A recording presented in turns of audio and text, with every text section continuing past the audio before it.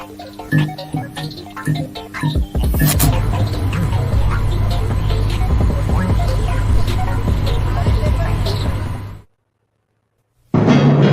Jeff Meacham Network's Multiverse of Media.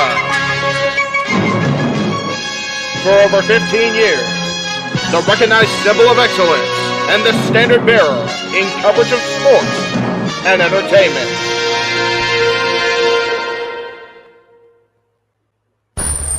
Online entertainment. NoDQ.com. NoDQ.com. NoDQ.com. NoDQ.com. NoDQ.com. NoDQ.com. NoDQ.com. NoDQ.com.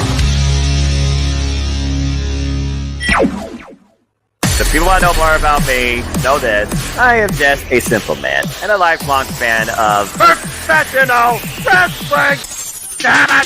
Whether it's the NoDQ Galaxy, the Jeff Meacham Network, the ATW Crew, Indie Force, or anything related to For the Win Productions, the gears of wrestling keep on turning, and we are here to give our thoughts, previews, and predictions.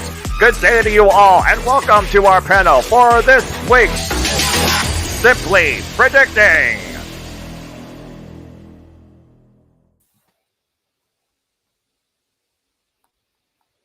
Rise. When ashes fall, the legends rise. I don't know how much of that was caught on the first take, but that's all right there. Anyway, it is Thursday Eve. You know what that means. The Week of Professional Wrestling Madness 2 continues with another session of Simply Predicting as we look towards the crowning of a champion. But to some vision, it might just be a consolation. We're going to try and change that perceived judgment, as this and more will be discussed on Simply Predicting Night of Champions. So, hello everybody. Welcome back once again to The Simple Brand. You know what this is, for I am the simple man of The Simple Brand and the voice of the JMN. And my name is Noah Foster, as I always like to flex the variety and Simply Predicting as I look at all things wrestling, which is why you see a much more creative panel here tonight of different cast members, part of the Simply Predicting family. Before I introduce them, I just want to give a shout out to the entire Simply Predicting family that has come to be. I appreciate all of you, and let's just keep growing this community and the fun all on two. That being said, folks, tonight we have the Stat Boy, we have Emmanuel and Arlene, the siblings. I'm curious if they will agree or disagree. We have the new normal, Jerry Slaughter, one of the most creative people and positive wrestling fans you ever meet. And, of course, the lone wolf that participates in all the predictions leagues, Tim Tobin. So, everybody, welcome to Simply Predicting. It's good to see you all and good to see everybody who's watching. Please subscribe, comment, and tell a friend. Figure to those that are also in the chat, either live or on demand. Let's go around and get everyone's initial thoughts. Stat Boy, I will start with you. It's been a while since I've seen on Predicting. How are you, and how you feeling about Night of Champions? Doing great. Having a rare day off here in Sevierville, Tennessee. Night of Champions, you know, it's a great concept. You're guaranteed to have a champion wrestle at either defending his belt or a battle of the champions or going for a belt. Great concept. Again, of course, it's in Saudi Arabia has been getting a lot of heat lately. Ever since they started going overseas. So, looking forward to this show. Unfortunately, you know, a lot of things are going to happen. A lot of things have happened, and we're going to talk about it all right here. Daggone right. Emmanuel, good to see you again. And it's also good to see Arlene here too. But first off, Emmanuel, how are you? How you feeling about Night of Champions? It's okay, I guess. Like lackluster build. I mean, it felt like this couple of Raws has been like they're just coasting by, just waiting for the money back. Like I'm assuming, because like no match had been booked strongly, except for the Cody Brock Lesnar match, and then the Seth Rollins and AJ Styles match. But other than that, like every other match is like, eh. Yeah, fair enough. Let's see if Arlene echoes that judgment or has a different thought. Arlene, good to see you back at Simply Predicting. How you feeling about Night of Champions? I kind of agree with my brother. I mean, I feel like a lot of when it comes to like the women's champions, there hasn't really been a build to it. When it comes to the consolation championship, I feel like they've only been pushing Seth Rollins. I'll get to that when we actually go talk about the picks on that one. Right. But for the most part, like I feel like a lot of the matches are pretty simple to pick. I think maybe there's going to be like maybe 1 or 2 matches, maybe max 3 that we're all going to have probably different opinions on. But for the most part, I think we're all going to be agreeing on who we're going for to win the matches. Well, again, I always look at these shows in Saudi Arabia as an overglorified house show with pyro, but maybe this one will sway my judgment in at least one of these matches, per se. So I kind of can understand where you're coming from. Tim Tobin, good to see you again. How you been, my friend? How you feeling about Night of Champions? I think it's gonna be a good pay-per-view, but it's like always in Bianca, Oscar. I wish there was like there's so many women out there that deserve to face Bianca or to face Ripley. There's so many women that they brought up to from NXT that deserve to be a champion. So it's good. And like some of the matches, like squash matches, like Gunther, Gunther's squash match. Can he be any worse than Mustafa Ali? Hasn't got that, but overall, some good matches out there. I mean, good pay-per-view. Well, again, when it comes to wrestling product, you always look at quantity versus quality, and you are your own judge of that. Speaking of judge, he always looks at reality in a different perspective. That's why he is deemed the new normal. Always a pleasure to be with my friend, the General, Jerry Slaughter. Jerry, how are you? How you feeling about Night of Champions? I think it's going to be a surprise pay-per-view. I really do. I think they're going to try to shock the Saudi audience a little bit, and by that also kind of rectify a lot of stuff that occurred during the draft. I think each match has the potential to be like a nice little surprise. So I have no shame in pretty much throwing a couple curveballs in and hoping that, they stick. So this is going to be a fun one to predict. All right. Well, good to hear good thoughts all around and good analysis. And again, people beyond the chat room here and beyond the panel, your opinions matter too. I also know that everyone here knows their opinions can also change too. So get your predictions in. Links in the description down below to join the WWE League that I host in collaboration with No DQ that goes to the Galaxy, the Nebula, and beyond, including my horse predictions that aren't here, like Mark, like Jeff, like Christopher Rotz, and so many others. And just as a formality, here is the first page of the Galaxy. Greg's holding it down, followed by Alistair, Charlene, Christopher Rotz, and Jeff. That is the Galaxy League. Good job, by the way, Cindy. And, of course, the team, again, I shared that freaking last night, and we all know who's winning that, but he's not here to echo it because he is the I'm not doing that. Mikey T and Steve-O, good, great almighty. But that being said, without further ado, gentlemen and lady, let's get right into it. So we got a pretty simple card here, as, of course, we have 7 matches. I don't know if anyone's going to be feeling lucky by the time this is over, but we do know there will be at least one new champion crowned. Now, I don't know about you, but I feel this opening bout will not be one of those scenarios because acknowledge him for who he is, but he's not defending his championships. He's going after others. Something tells me, though, this is not going to play out the way we think because I know who's going to be able to coexist. As we have the Bloodline, Roman Reigns and Solo Sikoa with Wise Man and Paul Heyman in the corner. They are going after the undisputed WWE Tag Team Championships against Sami Zayn and Kevin Owens. All right, so before we get potentially a stat boy rant, considering, let's just call the elephant out of the room here, Roman Reigns is the champion in WWE, and he's not defending either titles at Night of Champions. Shocking.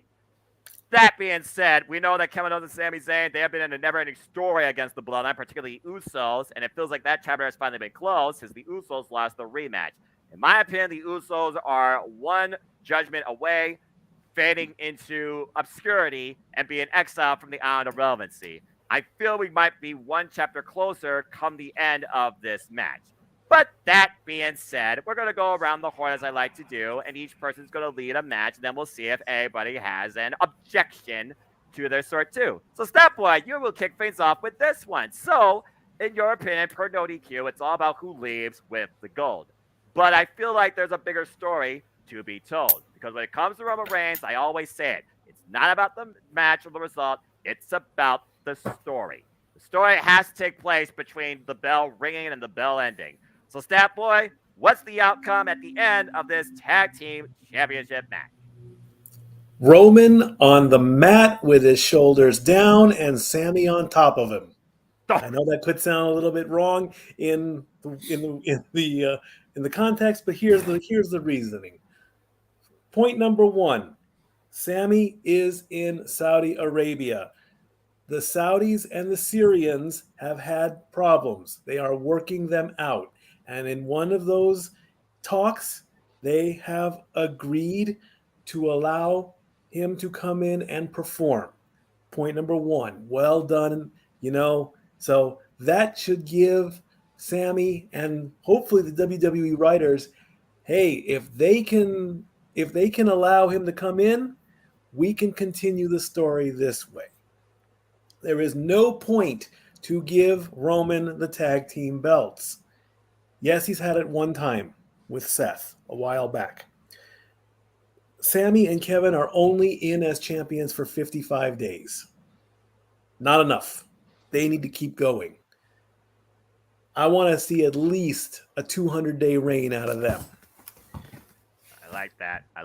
You can have, that when you watch SmackDown tomorrow, he'll say day 999. Today is 998. Right. When you watch Night of Champions, they will say it is day 1000. You can't escape that. The 1,000-day reign is a guarantee. But to overshadow that acknowledgement, you have the 3-year streak of Roman not being pinned broken, because you have a backup plan. The backup plan is this: they finish the match, they get on the plane. I believe they have a house show Monday or Tuesday night, I believe, or maybe even Sunday night, because they're going to come right back to the East Coast. Right. And the commentating team can start saying, Roman has not been pinned on U.S. soil in 3 years. Ah, the caveat. Exactly, the caveat. We come back to SmackDown, Roman will do the, I didn't get pinned. It was the same thing when he did lose a tag team match recently. He lost. He wasn't the one pinned. So he can have that little accomplishment. Then the next 1,000 days probably takes place. If it starts to creep up to 2,000, then it's going to start to get stale. I am going with Kevin and Sami. Sami pins Roman. Wow, that's a bold take about the person that eats the fall. Shout out, by the way, to the 36 you so far has put your predictions in, include Unlimited to Charlene, Dylan, Benji, Alistair, Matthew, Richard, among others. A majority do believe 31 of the pool here, 86%, that the champs will retain. But here's the kicker, because I like that Mikey talked about who eats the fall. In a bonus point done by Sheriff Riff, he asked us to all ask who takes the fall here, and nearly everybody is saying Solo, but there are a few people saying Roman Reigns. The majority right now are saying Solo, at least 20 of them. So, again, it's one of those things where at this point, are we finally seeing Roman Reigns' immortality in question? Maybe by himself. We saw what happened with that Solo nudge, Solo Sikoa. Does he feel threatened that Solo, usurps his way, that he could maybe become a threat to Roman Reigns? Does he not fully acknowledge the tribal chief, especially when Solo Sikoa stepped up at Backlash? So I agree with the fact that he believes that the champ's going to retain. I do agree with that, but Roman in the fall here, would they actually do that? Would they use that caveat? Because that would be a way out, I guess, to protect him here. So that being said, let's go ahead and move to Jerry. Jerry, again, you are creative, but again, at this point, can you think of a better creative way that Roman Reigns finally looks vulnerable, per se? Not really, but he's also pretty much one of the best gaslighters in the company right now, too. Pretty much like making everybody feel like every last insecurity of his is their fault. Right. So it kind of makes sense to me that the Usos would still try to come out there and help really, quote unquote. and like somehow end up like knocking out Solo Sikoa, and that's how Solo ends up getting pinned. Maybe it's one of those miscalculated chair shots, like when the referee's down, something on that matter. But at the same time, it's only gonna push a bit, maybe drive a bigger wedge with Roman and the Usos, and it's just gonna keep on going and keep on building. And Solo is still going to come out of it looking unscathed because he didn't, get beaten by Sami Zayn or Kevin Owens. He got beaten by some sort of random chair shot by one of his relatives. So it just makes more sense to me that Solo would take the pinfall, but it still wouldn't, and Roman wouldn't be able to say anything because he didn't get pinned. But it'll end up being Usos' fault, and the Usos will end up having to pay for it. Random spot, chair shot to Solo's face. Roman doesn't realize it until after the match and sees the replay and blows a gasket. Not in Saudi Arabia, but on the following SmackDown. Yep. Another tribal court. All right. Tim, do you have anything further to add? Do you believe that, first off, Roman or Solo is going to get pinned? Because I do think it's a safe bet that I feel like everybody here believes that the champs are going to retain, right? Roman's not having 4 belts, right? What? No, I don't agree that Solo and Roman are gonna get pinned. I think it's gonna be opposite way. Sami and Kevin Owens is gonna get pinned. Because once Roman and Solo win the title, I think maybe at SummerSlam or the pay-per-view after, they're gonna face the Uso for the title. So. Oh Lord, no. Tim, why? Why are you trying to recreate Ultimo Dragon? Don't get me wrong. I like bucking the system as much as anybody else, but they're not going to have Sami Zayn lose over there his first time in Saudi Arabia. It's not going to happen unless this peace treaty gets burned literally during the show. Yeah. There is no chance in hell that Roman Reigns becomes Roman for belts. I bet my house on it. Anyway, Arlene, Noah, pull it back a little bit. Pull it back. I'm fine. We're not talking about. We're not talking about. No betting the house. How long have you had that house now? Not even 2 years. Yeah, and this is Wrestling Noah, so anything can happen. Wait till the 5-year mark and then bet the house. But right now you're still, halfway there. Okay, just all right. Fair remember this. We're filming, we love wrestling, so anything can happen. So I bet my 55-inch flat screen 4K TV. How about that? Because that's easily replaceable. Good enough. I would say you're betting your Monopoly houses. That's where you go sell on. I don't own a Monopoly game board because everything's digital anymore. They make all the. Okay, let's not go down a sub tangent.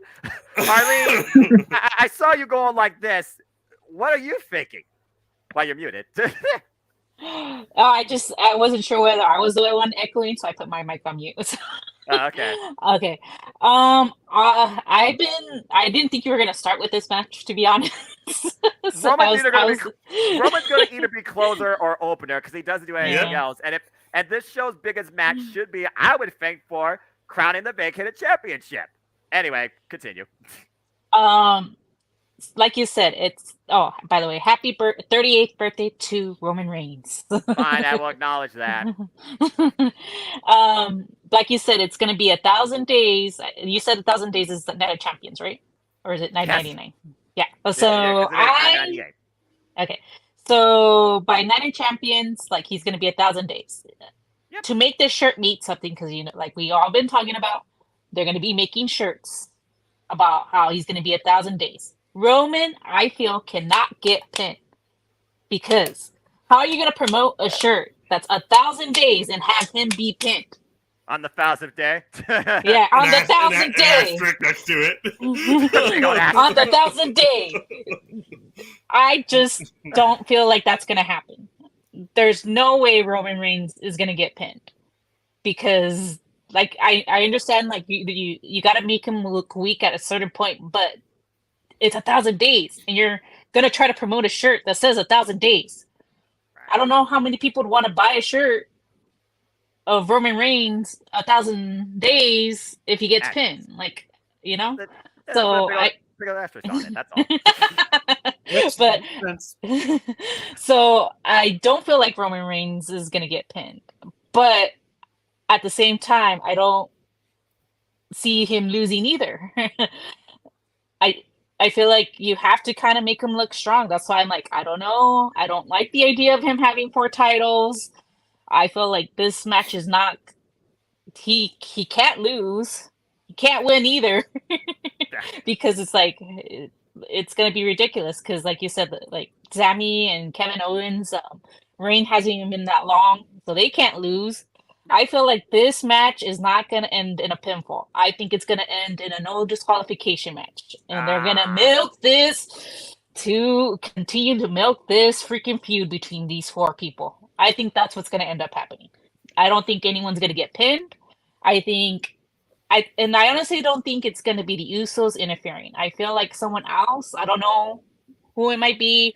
I feel like the Usos are scared because they did interfere on Monday Night Raw, and the Tribal Chief was not happy. I don't see them interfering, but I feel like this isn't gonna be a match that's gonna end in a pinfall. I feel like it's gonna be a no disqualification match. I don't know what's gonna end up happening. But if someone's gonna get pinned, I only see either Solo Sikoa getting pinned or them losing. So I guess in all fairness, if I had to pick someone to win, it's gonna be Kevin and Sammy because of no disqualification. All right, fair enough. We also still have Riddle there too, so Yeah. So I just don't know who's gonna. Because like I said, I don't see the Usos. I feel like they're gonna be scared if they try to interfere. They know the Tribal Chief's already mad with them, so that's why I don't think they're gonna be interfering. Because Again, they should know better. They should- so maybe Riddle interferes, and then Roman asks where the hell the Usos were. I thought Yeah, they eliminated the they- Riddle problem. That though, could be at like Backlash. that's a possibility. I mean, Yes, Stat Boy. I was going to say that the current number of days that Roman has not been pinned is 1,258 days. Good TLC 2019 against Happy Corbin. So you Wow. I know, right? The fuck? When we get to Night of Champions, it'll be 1260. We can make a shirt that says Roman Reigns 1260. Has never been pinned. Yeah. I agree with you, but I feel like 1,000 days you're trying to freaking sell a shirt of how long he's had the title. I don't see him getting pinned. That's why. But Emmanuel apparently disagrees with you. According Yeah. to his head nod, he thinks Roman becomes Roman 4 belts. yeah. Unfortunately, yeah. Roman full belts. The only reason why I'm going, hear me out.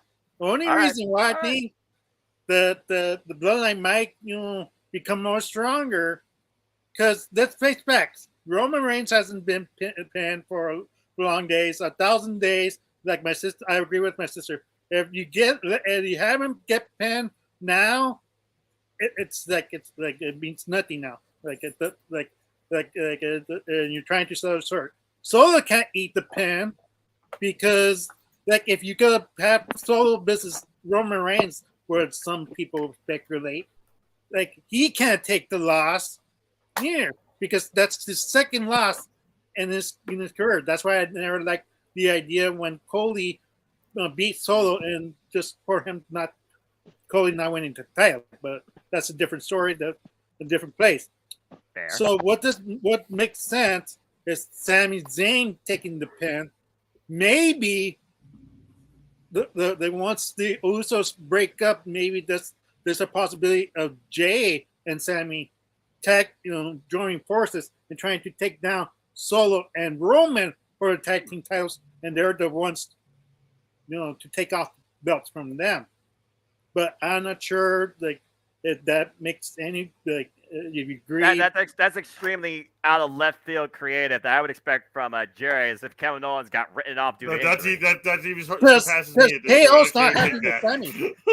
That's the point. KO's not happy with Sammy that he's still above with Jay. He's getting on Sammy's case. Why are you still trying to make him realize he's his mistakes. So there's two possibility of breakups in the future.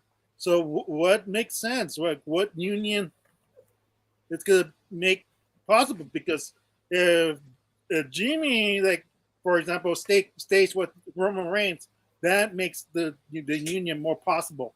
Because Jimmy like was the one who who was more like throwing the towel, like, no, I gotta go with the tribal chief.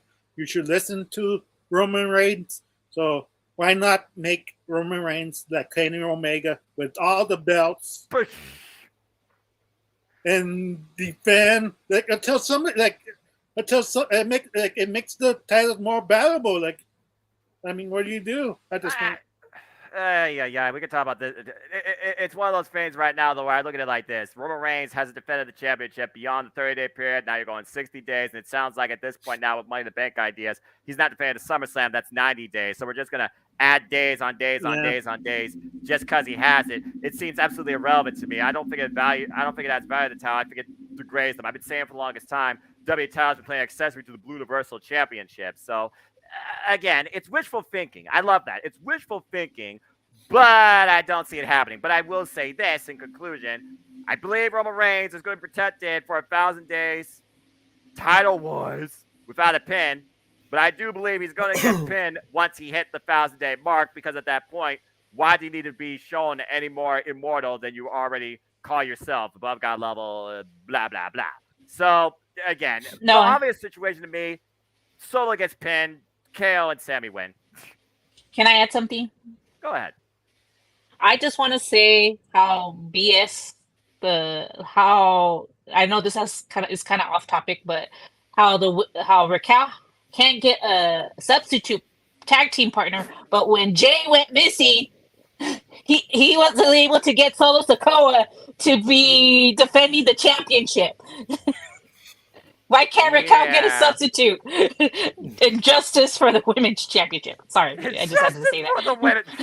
And the women's tag team championships aren't even being defended in Saudi Arabia. Yeah. How's that for a freaking segue? But Arlene, since you did talk about women's wrestling, let's kick you off with this one, because I don't know about y'all, but I feel like this match is going to be much more quick EST in conversation, if you know what I mean. As the SmackDown women defend and contend over the Raw Women's Championship. You heard that right. As Bianca Belair defends the gold once again in a WrestleMania rematch against Kana, aka Asuka. So, Arlene, simply put, these two women are on SmackDown, but you see the red strap in play here. So, do we get a new champion in this rematch, or does Asuka fall short once again?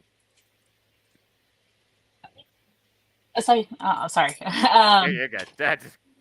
I think I don't see. I like I said on WrestleMania when we did the WrestleMania predictions. As much as I want Asuka, aka Kana, to win this, I feel like Bianca Belair is gonna win it. I feel like she's gonna end up breaking Trish Stratus. I feel like there's gonna be maybe they should make into the works about how Bianca maybe faces Trish Stratus. You know, Trish Stratus zones on her because she's about to break her record, you know?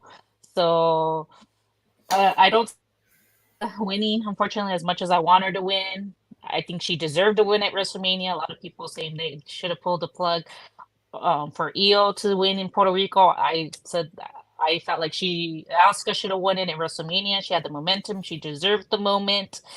I just don't feel like Asuka's gonna get this moment either. As much as, and if she does win, I'm gonna be so happy. But I feel like it should have been here in the USA instead of Saudi Arabia. So I'm gonna go with Bianca.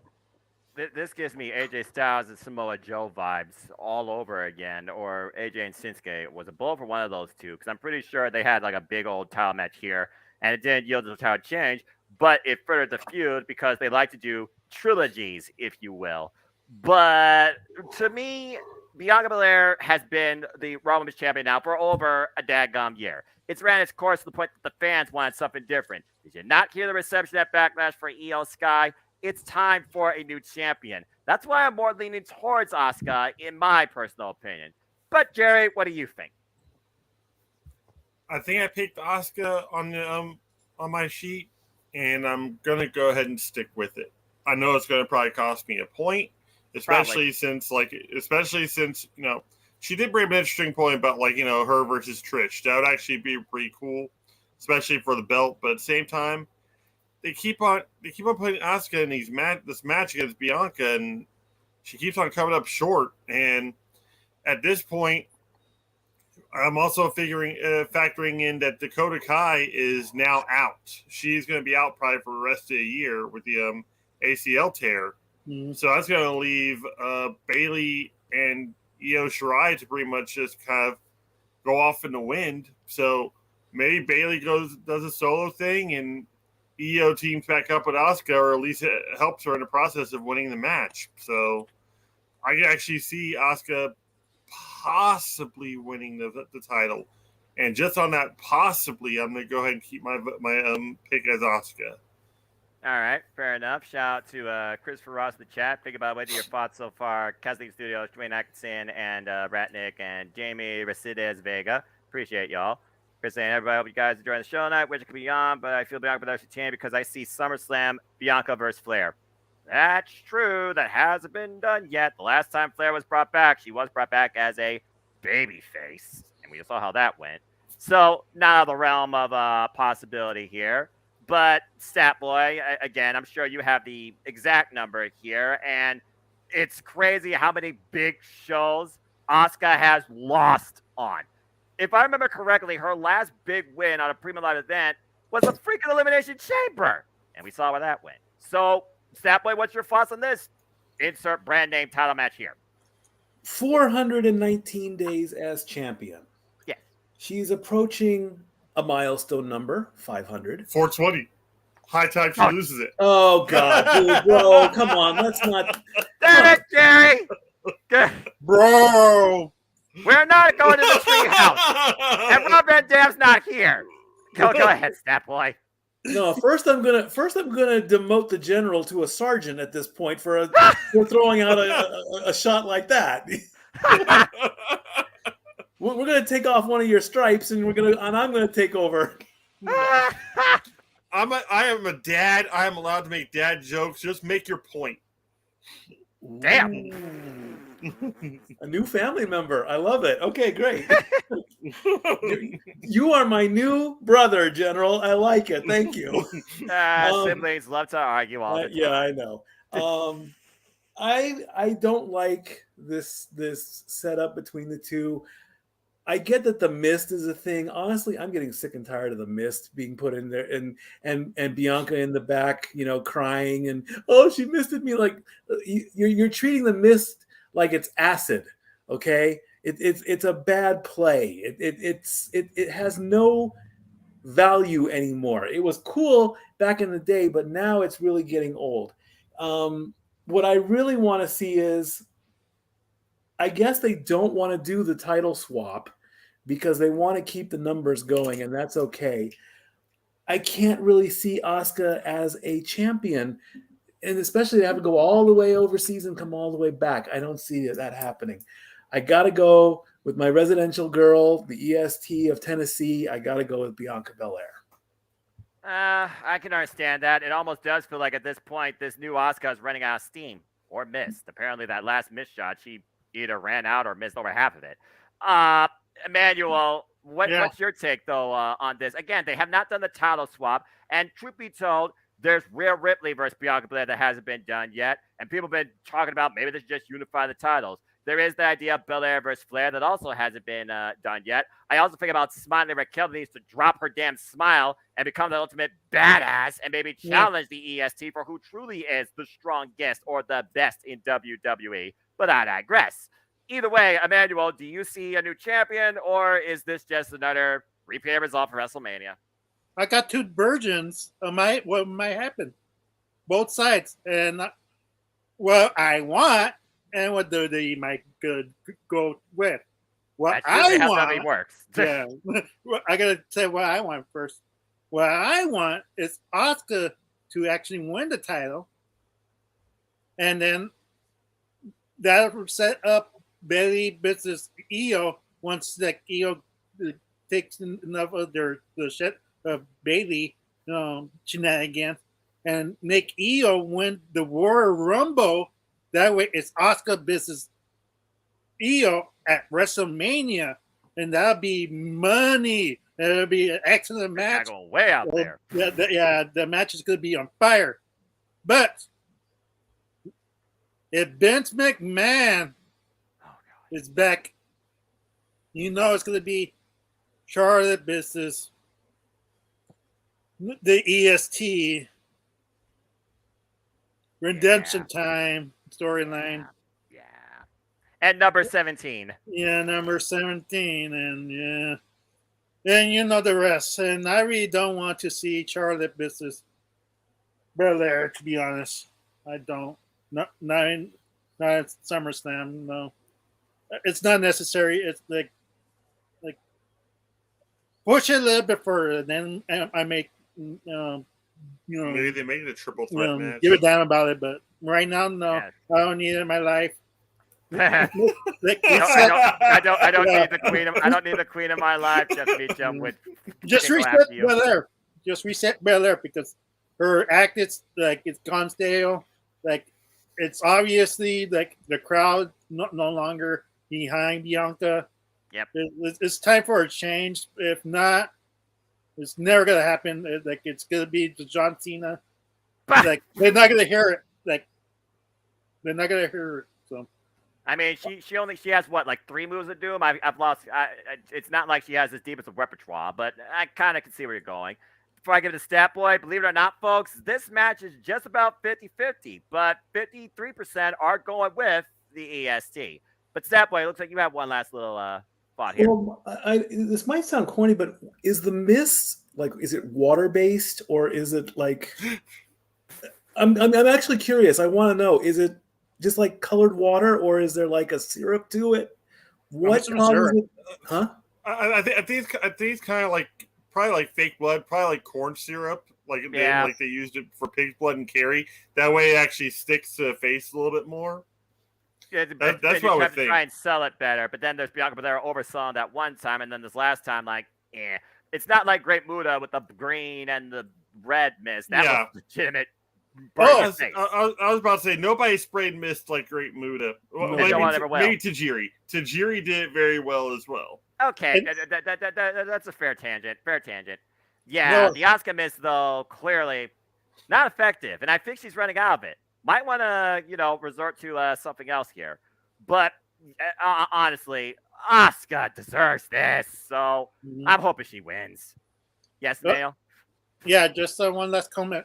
It was funny to see Bianca fall for that baby fist thing. Like, here comes Asuka. Handshake. Dumb baby face. That was the funniest thing I've ever seen. I'm like, how can you not see it coming? Really? Here's what bothered me about that whole thing. When has the face ever done a championship celebration? Yeah. Been a while. I was about to say it's very few, very far between because it's usually the heel that does it, and they get their. I think she was in her hometown. No. Yeah. She was in her hometown when she came back with the championship. Yeah. I can see why that's the case, but it just kind of threw me through a loop. I'm like, are they making a turn now? Because even at her hometown, it's like she could have easily said it's like I'm celebrating the fact that I'm still your champion and that I got out of here. Yeah, imagine chastise their own hometown and freaking say screw the Titans. There's only one true Titan. There's only one true Titan in this world. It is Bianca Belair. No, they're playing Nissan Stadium in Tennessee. Yeah. A little geography lesson for you folks there. All right, well, go ahead down the line. Let's go ahead and talk about this match because I don't know about you, Jerry, but it's not Sheamus, but it's still going to be a banger, and it's definitely going to slap hard. So I'm going to enjoy Mustafa Ali enduring this. For the match will be sacred in Saudi Arabia as Gunther, a.k.a. Walter, because NXT UK still matters to me, damn it, defends the Intercontinental Championship against Mustafa Ali. All the people in that freaking thing. Mustafa Ali. Okay, before I get to Jay, I'm just going to say this. Are you telling me because Mansoor is now a maximum male model. You could have booked him here to lose to Walter, or do you risk him losing in Saudi Arabia for the first time ever? And Mustafa Ali's like, oh, he fits the people bill. He'll do fine. I mean, because Jinder Mahal, I guess, is Indian, so I guess you couldn't do that, even though they're hyping up Indus Sher versus Imperium, by the way. Don't care about that feud. Don't book it. Anyway, Jerry, again, Walter has been the Intercontinental Champion. This title has needed for a long time since, can't believe I'm saying this, The Miz. And he has been one of the most dedicated workers holding this title. No doubt in my mind he's going to surpass the Honky Tonks record, which my stat boy will go next to Jerry. But I digress. Either way, I'm not betting against the Ling General until either Dragunov is in front of him. But what do you say? In more words of another pundit that we know, here's the thing. Mansoor or Mansoor has been nothing but an embarrassment for the Saudi Arabian community since he actually started wrestling in WWE. Yeah, he's picked up a couple wins over there, but otherwise he has been completely and utterly unsuccessful in WWE. So putting Mustafa Ali, who's pretty much one of the best hybrid wrestlers in the company, against Walter, this is going to be a technical clinic. It's going to surprise a lot of people. Yes, Mustafa Ali is still going to lose, but it's going to draw a whole bunch of heat from that crowd who's rooting pretty much for, someone of their own, someone they can relate with. So you need that kind of moment over there because they like the idea of rooting on the heroes and everything. And for Walter to just come over there and just, annihilate Mustafa probably in that last 5 minutes of that match, just straight up, barrages of chops and power bombs just to put him down. It's going to take a lot to put Mustafa Ali down in this match, and it's going to give him a little more cred, which he really needs. Stop being so positive all the time. He's a free agent, right? Currently, yes, I believe he is. Yes, I think he's one of the free agents at this point. So I think that'd be really cool for him to have an awesome showing at this match, and for his storyline going forward for the next month or so is which brand will he go to, and them actually fighting over who gets Mustafa Ali. They'll actually make his name matter in the WWE for a bit, and it's going to be because he pushed Walter to the limit. Fair enough. I mean, again, when you push Gunther, and Gunther can get a good match out of anybody, I mean, who would have thought how far Xavier Woods would hang with this man when he challenged him for the Intercontinental Championship? I have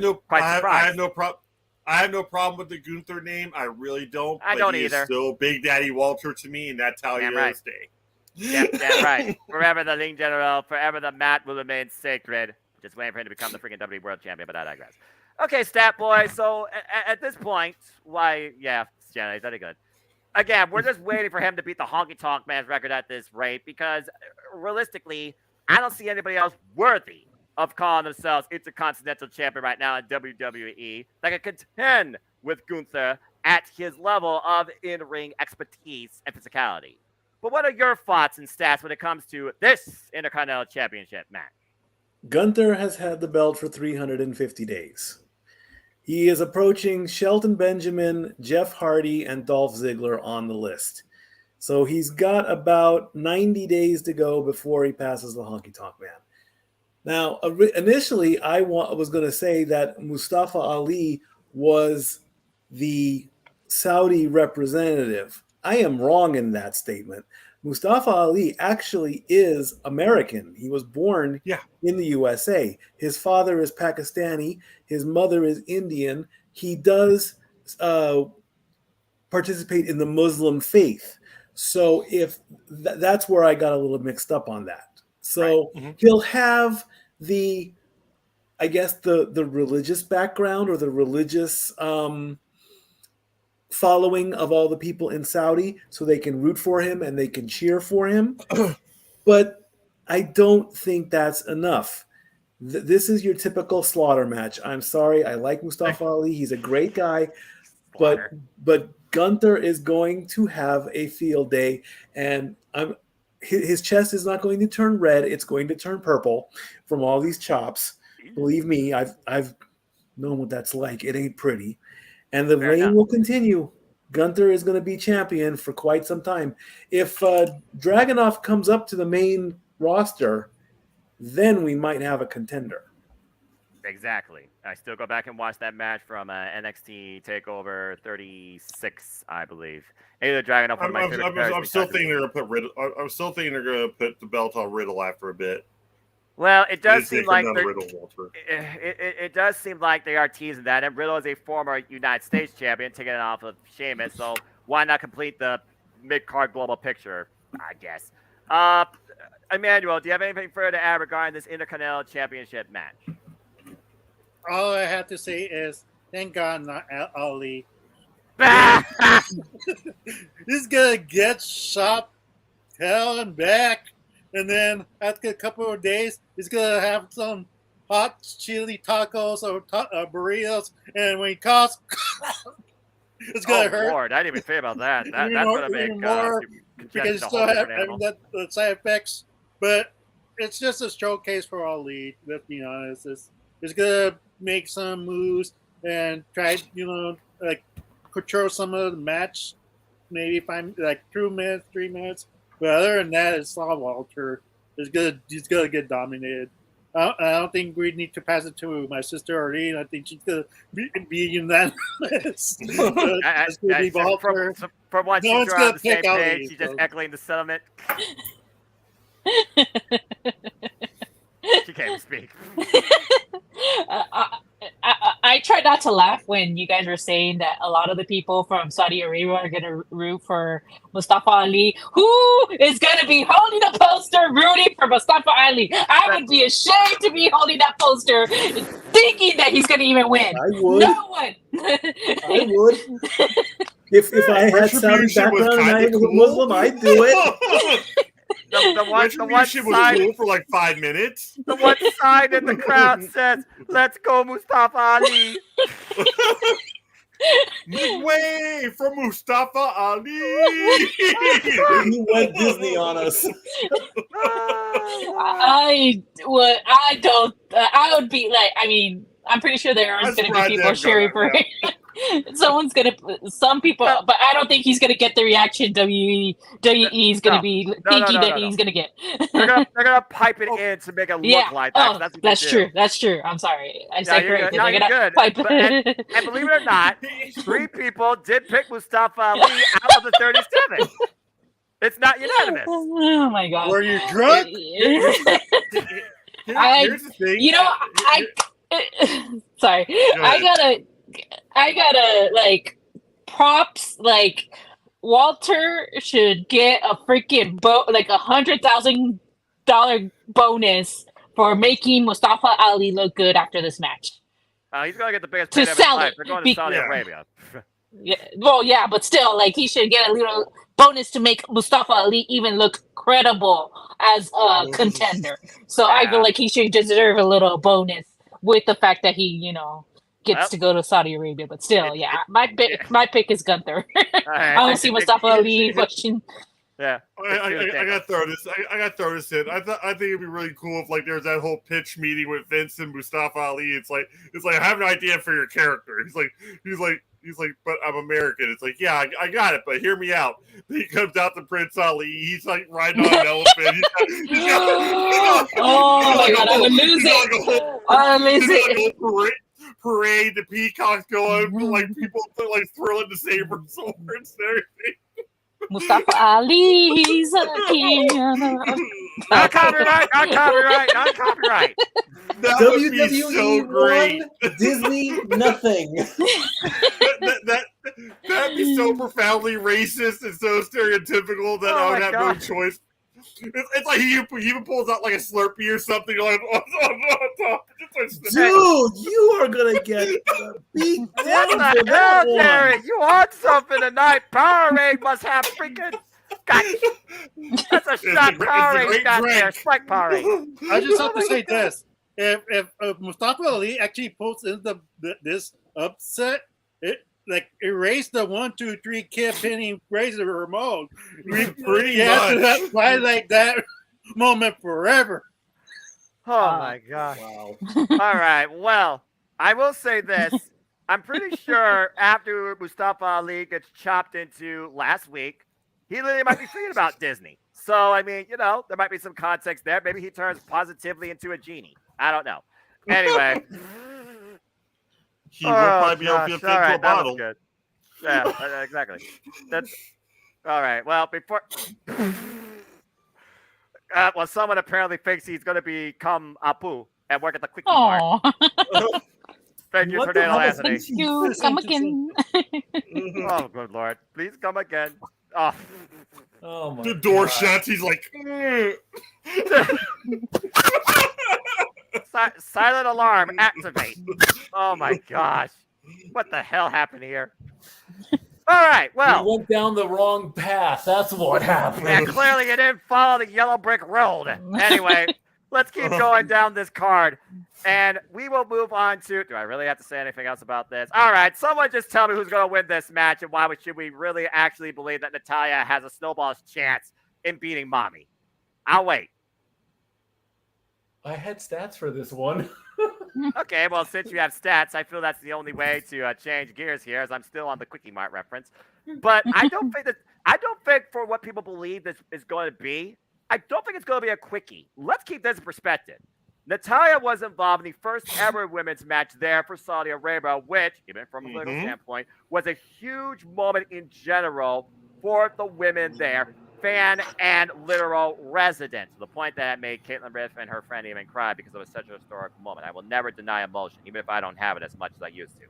But I digress. Anyway, the fact that Natalya is challenging Rhea Ripley here. Natalya, again, she's been a locker room leader for generations. Nothing but respect for her. She was a previous Raw Women's Champion. I think she's held the SmackDown Women's Championship before. Yeah, she has.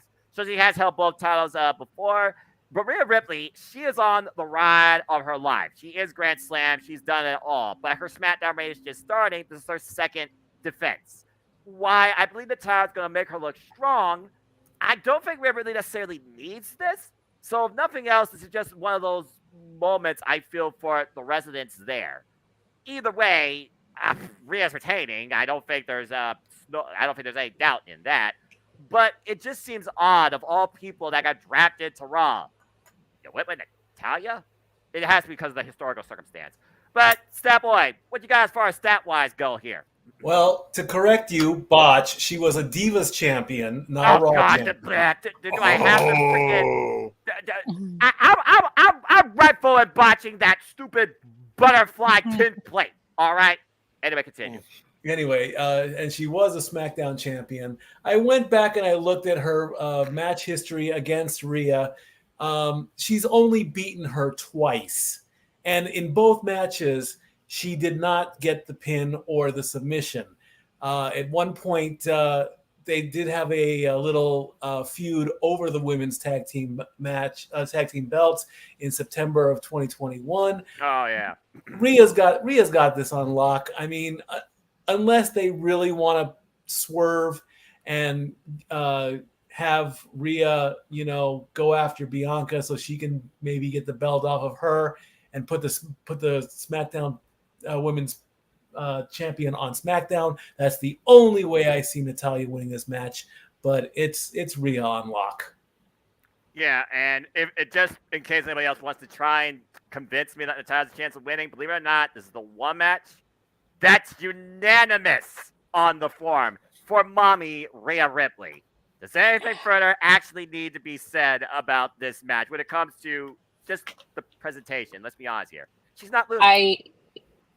I just wanted to say that Natty's gonna.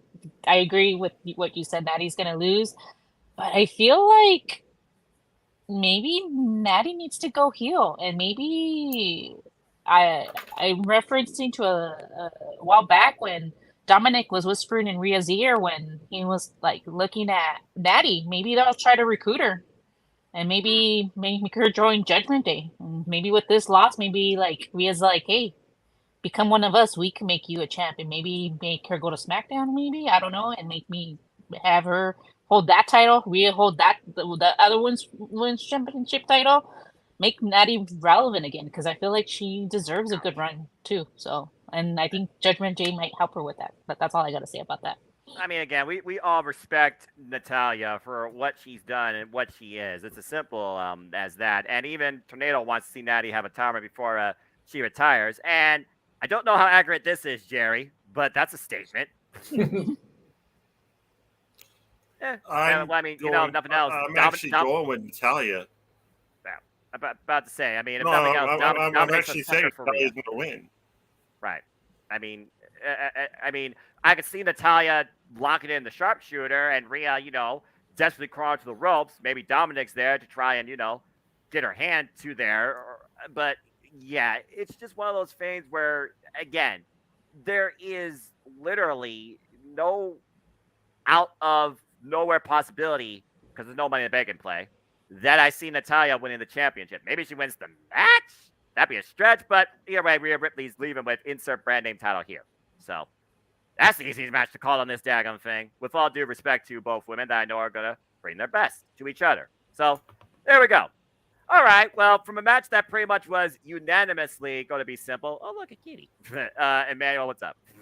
Just a quick note. This would be a better match if there was a submission match or I quit match. They have not done Yeah, submission yeah, match. let's all more want built to- to like that, yeah. If you're hearing this, please make it. Please change it to a submission match or I quit match. It'd be more better. because Create Rhea more Ripley's drama. whole And, thing she does is so badass. yeah, because Exactly. let's face it, Natty, we know she's a legit, wrestler and she works hard. We know that, but unfortunately for her is like she doesn't have the like what Cody does with his belt. She doesn't have the Bret Hart passing the glasses to little kids. She doesn't have. She has done that though before, at least once. So I mean, I guess you could always bring that back. Yeah, like she. I'm not judging her. Maybe she did it for herself. She got a bigger chest because maybe to get the WWE push, but because she wasn't get as much attention. But other than that, it's just she's trying her best, and it's so fortunately the casual fans don't care about her. Sadly. Yeah. Well, maybe when they go to Canada, it'll be a different story. I mean, Yeah, different story. Yeah. Yeah, But that's Canada. and that's a fair tangent. I mean, maybe she could be a contender for Money in the Bank. That's always a way to try and reset somebody. Keyword try. But anyway, and London's going to be a big show. So who knows? And right now, as far as Women Money in the Bank goes, Bianca Belair, if she's not champion, would probably be one of my go-tos. But as long as it's not Charlotte Flair, I think I'll be all right. All right. Well, let's go ahead and keep moving on from there. So we keep talking about women. Why don't we talk about the remaining women's match on here? Because are you ready for some stratisfaction? Because the man is about to take her to the big time. As Becky Lynch goes one-on-one for the first time ever against Trish Stratus. And yes, this has been a bit of a lackluster build with this heel push. But let's keep this in mind. It was last year in Saudi Arabia that Becky Lynch did go over defending her Raw Women's Championship against Lita, who Trish surprisingly attacked, seems to be out kayfabe on injury. I'm pretty sure I fantasy booked this at one point. I was thinking about generational frenemies, Lita and Trish versus Becky and Bayley. Why that would be way out of left field right now with the entire way WWE set up. I do wonder if Lita will come play a factor in this match. Is this truly a one-up because the way the heel turn has been perceived? Will Lita once again help Becky? Will Lita and Becky thrive? Will Lita go back to her old friend? Was the fix always in? Did Lita forget about last year? So what sort of way do you carry this? But also, again, Money in the Bank, what's one thing Becky Lynch hasn't done yet? She has not won Money in the Bank. And she wants to one day have a big show in Ireland. Remember, we were supposed to get NXT UK TakeOver Dublin, Ireland, and then the world shut down. So, again, there's also that idea out there, too. Either way, looking at the way this is right now, this doesn't have nearly as much heat, malice, and storytelling for me to even go to SummerSlam, let alone have an interference angle in Money in the Bank. I think Becky is personally winning. Jerry, what do you think? I think Becky Lynch is going to go over on this one. She kind of needs the win. She needs to start regaining some momentum, and then she needs to go for a belt. she's been too long. She's been too long without a title at this point, and True that. like the whole Becky 2 belts thing, everybody was like, "Man, that's dumb." But now now we got Roman 2 belts, and it's even worse. Yes. So at least when she had 2 belts, she made it. I'm gonna go ahead and say she made it look good. You know, like she really played up the fact that she was with her 2 belts like Owen Hart was with his slammies. She like pretty much it seemed like one of those things where she probably like left them on her bed and used them as pillows at night. That's how much she carried around those belts. Right. Roman, you know, he has Paul Heyman carrying around one most of the time, but she carried both those belts proudly. So I like the idea of her at least having one again. And in order for that to start, she needs to go ahead and beat Trish on Saturday. All right. Emmanuel, at this point, Trish Stratus, she is a legend, all right? She's already made. She has nothing to prove, and that's kind of the angle they're trying to use in this whole force Trish Stratus heel turn 2.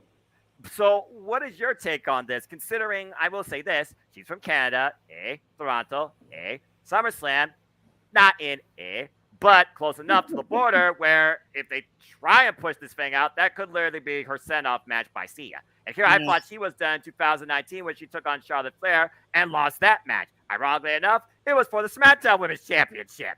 But either way, this is just a grudge. Period. And does Becky need to be put over by Trish, actually? Like, was this just one of those things where Vince was like, Trish Stratus? I mean, and just wanted to do it? Like, it just feels so out of left field, considering how Lita and Becky won the tag titles at one point, just saying. What's your thoughts, Emmanuel? I kind of shocked how Trish Stratus been presented lately. I mean, like, I'm not sure if because of the time away she's been out of the ring, but the promos are really, really horrendous. I mean, not sure. I don't know what doesn't connect. Like, she doesn't believe in the script, or she just doesn't believe in the story. I'm not sure, but like, this is not the Trish Stratus like I grew up in the 2006, 2007 when she retired. I'm not sure what year she retired. It was around 2006 because I remember that versus Lita at Unforgiven for the Women's Championship. Because she was way better back then when she was in her prime, and all of a sudden it's like I'm not sure because of her baby. Maybe the baby took all the talent away from her. I have no idea what her daughter's doing. Damn. But yeah, like Becky has cooled down really, really badly too. The time off she's been taking off, both sides are hurting. Like, I don't know who we even have to take over, because if the story continues, like we and Trish takes the pen, then what do you do with Trish? She got drafted to Raw. Now what? It's That's like true. I feel like Trish might end up winning this by cheating. Maybe a leg on the rope, maybe like a dastardly like heel, like she is, like just a sneaky pin, I think, and got the best of Becky, but because maybe the rumors are true, maybe it goes all the way to SummerSlam, but this program's dead. Like, maybe it's a one-off, maybe it is Becky, so it's hard to tell who might win. But unfortunately, this match is not my interest, so I gotta have to say Becky, even though I picked Trish. I have to say Becky because she's gonna be in the long run and needs to get that momentum back if she get the title back. Yeah, and again, you won the women's tag titles. You lost the women's tag titles. Trish is your partner. Once again, those women's tag titles have been hot potato more than the TNT Championship in recent memory. That being said, different company. Stat Boy, ironically enough, because people think they probably will drag this out a little further, maybe the Money in the Bank deal comes to play and we get the blow up at SummerSlam. A majority are going with Trish, 19 versus 17. 17 for Becky. So, Stat Boy, what do you think? Well, she retired in 2006. Okay. Yeah, That's when she retired against Lita. Honestly, the only thing she needs to accomplish, I guess, is the actual match in Saudi itself. If she has not wrestled in Saudi, then this is it. This is their first matchup between Becky and Trish, so you can call it a dream match if you want.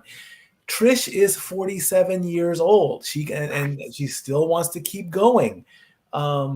She wants to maybe continue the breaking down barriers of women wrestling in Saudi because, of course, they have very strict rules.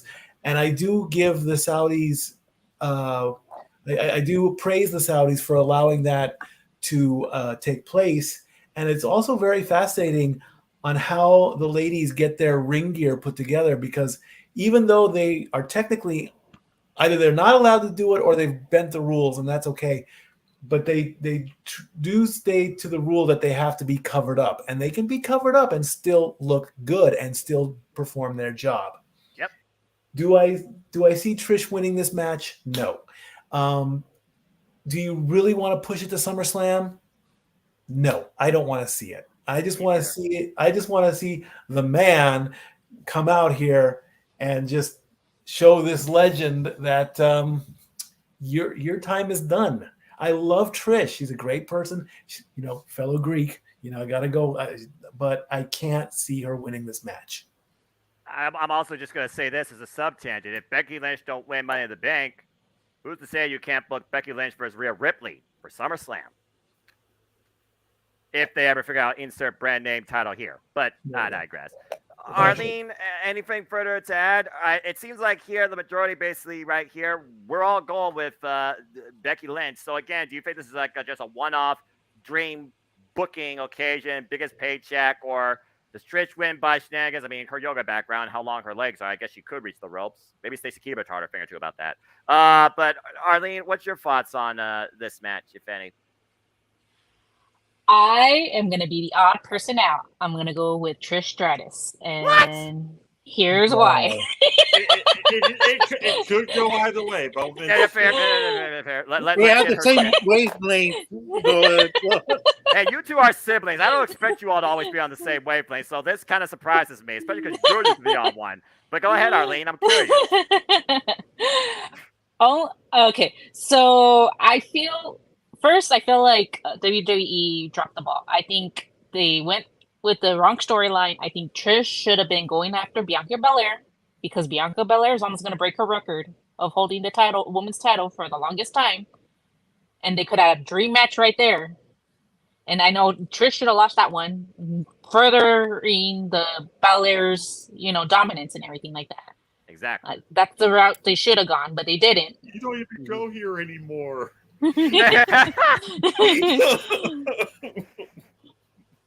But honestly, I think Trish needs to win this match because she's been talking all this shit. Sorry, my language. Excuse my language. Okay. But she's been talking all this stuff about how, she's changed women's wrestling. She's, she's been a badass. And I agree with my brother. When she was a heel back then, you believe like she was a heel. Right now, I just don't feel it. But I feel like because she's been talking a lot of crap, she needs this win. Becky, I feel, doesn't really need the win. I feel like Becky has been closed off. She's been stuck in this rut with Bayley and Damage Control, and honestly, she needs to work herself up all over again. She needs to start. She needs to hit rock bottom. I agree. And start all over again. Just get to the top.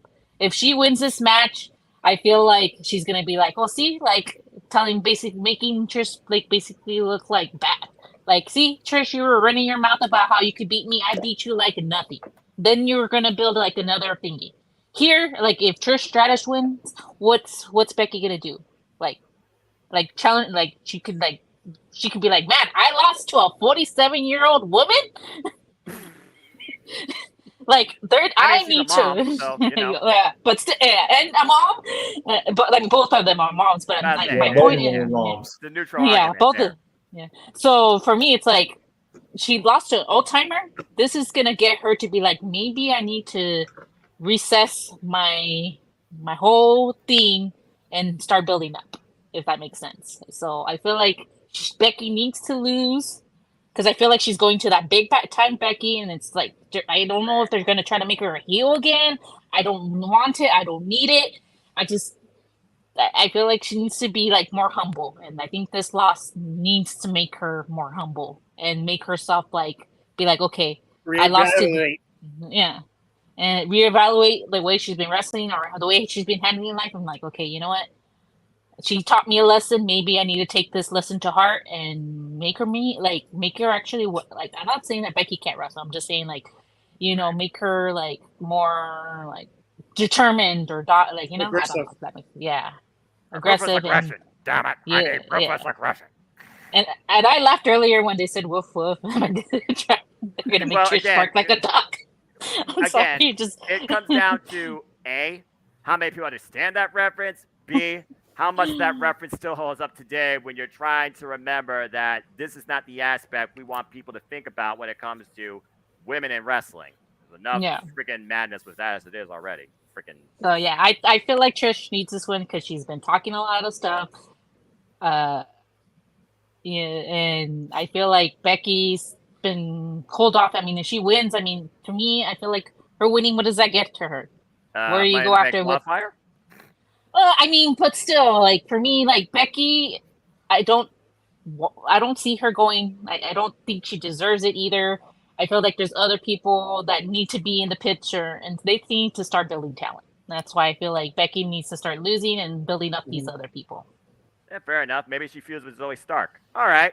Well, let's go ahead and go ahead. I kind of think in that same boat, but at the same time, I'm leaning more towards like when The Rock and Hogan had their match, and Hogan was like Hogan walked in was supposed to be the roundly booed heel, but he just was so over with the crowd that they cheered him on. Like he had one of the biggest pops I've ever heard in WrestleMania history when like he hulked up against The Rock. That face off. So I'm thinking what's going to happen. I think Trish is going to lose, but then she'll reevaluate and then she'll come back as a face. So. I mean, she just turned heel. You can't turn her back to a face. It doesn't matter. There's no long-term storytelling. It doesn't matter what she is.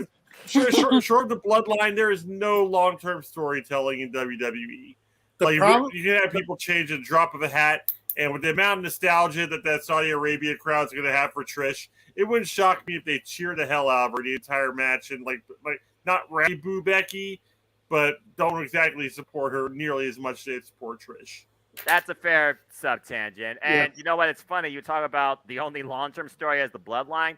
I still think there's somebody else trying to finish his story. And currently, he's got a gatekeeper that's stopping him from doing that. But adrenaline in his soul, every five out control, he is going to go against him with only one arm functional. Whoa! There you go. Right, they're not karaoke, not copyright, and no super chat either. But, folks, here we go again as the American Nightmare, Cody Rhodes, goes one-on-one with the Beast Incarnate, Brock Lesnar, in a straight-up fight as deemed by him. All right, so this story, pun intended, speaks for itself. We saw what happened at Backlash. Cody Rhodes literally survived the Kimura by reversing the pressure, pushing down on Brock Lesnar's chest and upper area to pin him down for the 3 count. Why Brock was already busted open. And then he left the arena and survived the impending, because Brock Lesnar never forgets or forgives, post-match onslaught. As we saw the following night on Monday Night Raw, Brock Lesnar came back and fired the man through the table and fired him on the floor. Literally said, I want a fight. Cody Rhodes like, you want to fight? Fine, I will fight Brock Lesnar because I'm not a coward. And he paid for that hubris at the expense of his arm. Called back to the Undertaker spot. Broke his arm in hand, throwing a keg against a steel garage. And then literally breaking his arm in the ring. Shades of what he did to Triple H, not once but twice. And talk about reflection, cheesy or not. When Triple H was there looking at Cody Rhodes, when he was in that spot, think about that. He says he's going to fight. Because he's not afraid of Brock Lesnar. He's afraid that in Triple H's corporate power, if medical says he can't, which clearly he can't, medically wise, they won't let him. but Cody Rhodes will not be denied. Once again, going back to another line, he went from undesirable to damn deniable. He will not be denied what he believes he needs to do in continuing his journey to finish his story. So Cody Rhodes, risking health and limb once again, is taking on Brock Lesnar one-on-one in Saudi Arabia. Something tells me this is not going to end well. So let's see. Emmanuel, does Cody Rhodes get lucky one more time? Or does Brock Lesnar put him on the shelf worse than what the torn pectoral muscle did? Well, I believe Cody Rhodes is gonna take this one. Unfortunately, let's face it. Like a lot of people on the internet are saying that what's Triple H doing with Brock Lesnar? Like he keeps losing and losing matches. But in the end of the day, does Brock Lesnar really need more victories under his belt? I don't think so. He has to find a career. It's not going to hurt Brock Lesnar because Brock Lesnar is fake back. It'll make Cody even more stronger that he could take the tribal chief at a later date. But this was what my biggest concern that I wanted to bring up. Why I wanted Cody to win at WrestleMania. This is the struggle that Cody Rhodes, as a champion, should be facing right now. Because last pay-per-view, he barely escaped being champion. And that's the struggle. Him realizing it's not as easy to retain the championship the first time. Because that's this history that some championships lasted one day, not even a couple of hours, like Rey Mysterio. That against John Cena that day, but yeah, I remember. Yeah, so that's the struggle I feel Cody Rhodes should be facing right now. Like how hard it's to be a champion, but unfortunately, again, they went to a different direction. So Cody needs to win and stay strong. If he's going to win Money in the Bank, he needs to stay strong. He needs to keep winning, because then people will complain. Oh, here goes Cody losing matches. Then you're already predicting Money in the Bank and winning. That's so that's the only way Money in the Bank means something now. Well, if he keeps winning and keeps that momentum going. Well, JJ would definitely agree with you with that analysis. If nothing else, if he wants Cody Rhodes to finish the story at Madison Square Garden, again, you're on borrowed time, JJ. Tick-tock. That being said, Stat Boy, at this point, you and James and me were ready to break our TVs when Cody Rhodes didn't finish the story at WrestleMania. I'm not sure if our feeling has subsided fully since that point. But again, here we are. Cody Rhodes takes on Brock Lesnar this time, and he's even more vulnerable than last time. Kayfabe or not, he's got a banged-up arm. If he's going to continue facing this level of absolute adversity towards finishing his story, does Cody need to win here? And when was the last time that somebody got 2 wins in a row over Brock Lesnar? I will work on that one and get that information to you. I appreciate it. But anyway, what's your thoughts towards this fight in the meantime? I'm going to borrow a response from my brother, the Renegade. Do we actually know that it is broken? True. If you know in history, David versus Goliath or any big cartoon where the little dog is smarter than the big dog, you got Brock, you got the Beast, me, big Brock Lesnar, okay? If you remember the promo with John Cena, me, Brock Lesnar, here come the pain. God made me strong, forget to give me brain. Yep. Maybe Cody has a plan that he's going to come out in this big old white cast or whatever, or he'll have his arm in a sling, and the referee is like, what are you doing? And Cody's like, I'm going to fight. And he takes off the sling, and he's got all these bandages on his arm. And the referee is like, Cody, please don't do this. Brock is going to sit there and start laughing. He's literally going to start laughing. Yep. And he's gonna walk up, and he's probably going to pie face Cody. And Cody's going to take a bump into the corner. Oh, my arm, my arm. He's going to piss off Cody. And then he's going to try and lock up, but he can't lock up. And Brock's going to go for the arm bar, or he's going to go for the Kimura.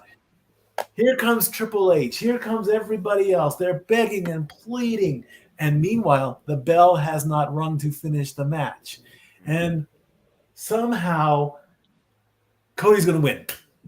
We don't know how. We finish the rest of the story there. And then he'll magically channel his inner Rock in the Fast and the Furious franchise, and he'll rip that cast off, and he'll go down and he'll do 500 push-ups on one arm.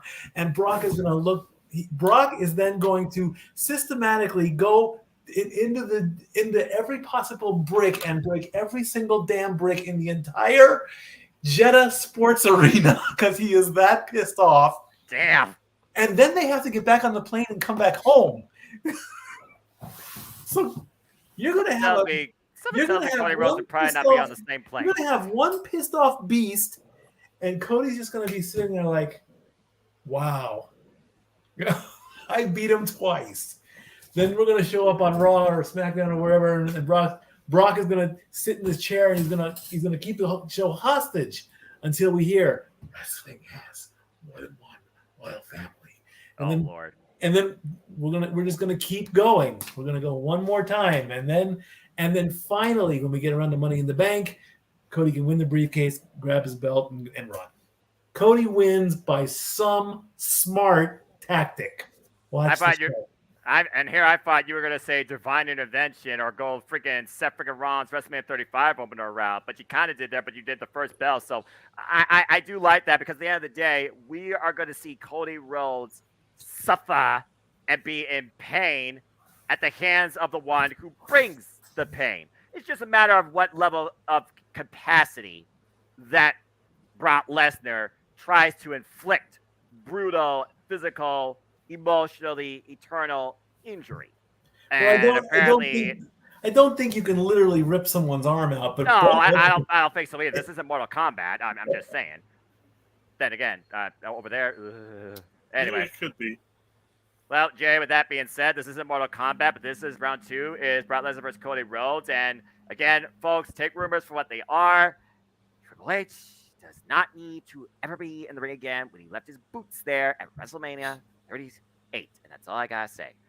Jerry, what's your thoughts towards this? Again, that's some wild booking by a Stat Boy, but sum it up, he basically believes that Cody Rhodes is going to win by, I would honestly say, divine intervention. So do you agree, or does Brock, maybe he embarrasses Cody? I guess Cody could win by disqualification, like he embarrassed Bobby Lashley in the chamber, but I feel there's more value in this storytelling in this rivalry than there was in the way Brock Lesnar handled Bobby Lashley. It was almost like, I'm done with you, Bobby. Bye, see ya. So, Jerry, again, what happens here, and do you go even further beyond this circumstance with these two? I wasn't even listening to the damn thing you said. They have the Enchilada back at Taco Bell. Have you seen this? No, I haven't. But I've heard Taco Bell's all right. That's the most random thing. Jerry's mind is on womp womp mode right now because at this point, Cody Brock. That looks delicious. I haven't seen Enchilada in forever. I wonder if Taco Bell though has. All right. A different bell. Jerry Slider's way into the ring, ladies and gentlemen. Anyway, Jerry, simply put, Cody versus Brock. Who you got being declared the winner?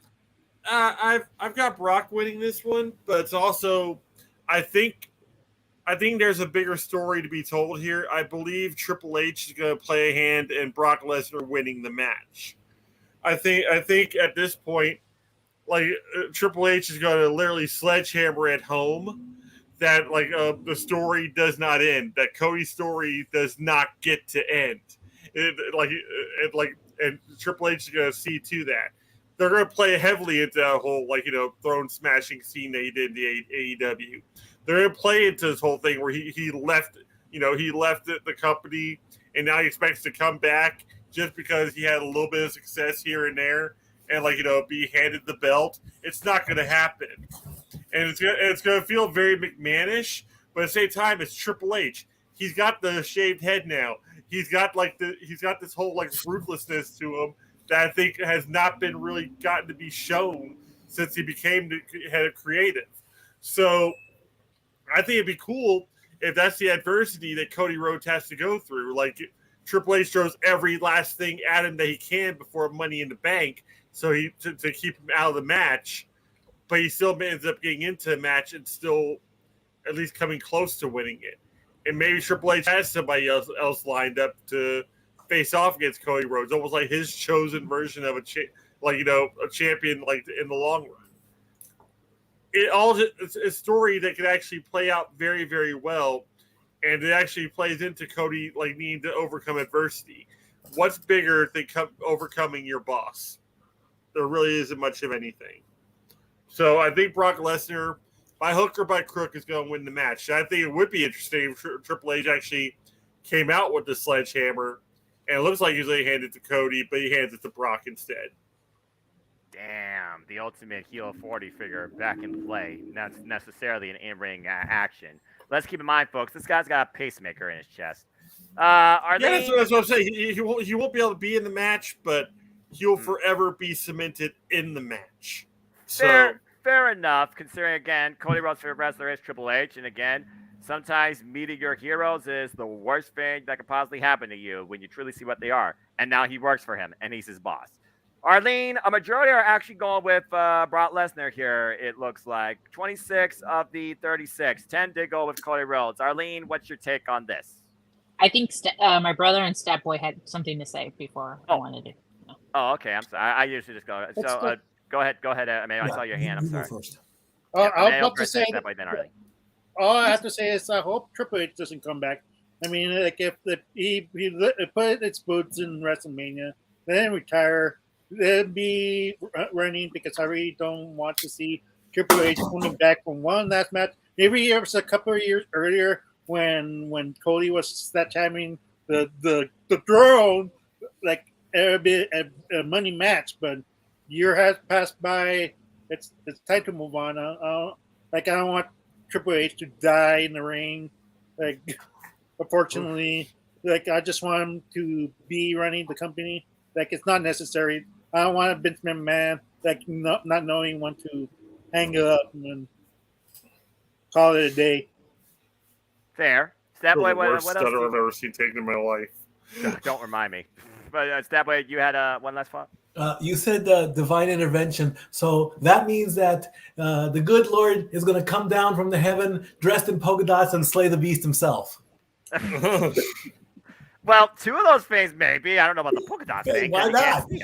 I mean, if Brock Lesnar is the beast, and sometimes the Saudi people have gotten a bad negative rap, which I really don't want to say because I don't want to be that person. But right. Hey, why not? Let's have the good Lord himself come down and wear polka dots, and he'll bestow a blessing upon Cody, and then Cody can channel his father and win. That one, the most bionic of bionic elbows. Exactly, the most bionic of bionic elbows. Yeah, just someone just drops on Brock Lesnar's head. Arlene, despite that madness that could happen in the world of fantasy booking, as far as actual WWE booking, who you got winning this Backlash rematch? Brock Lesnar. And here's why.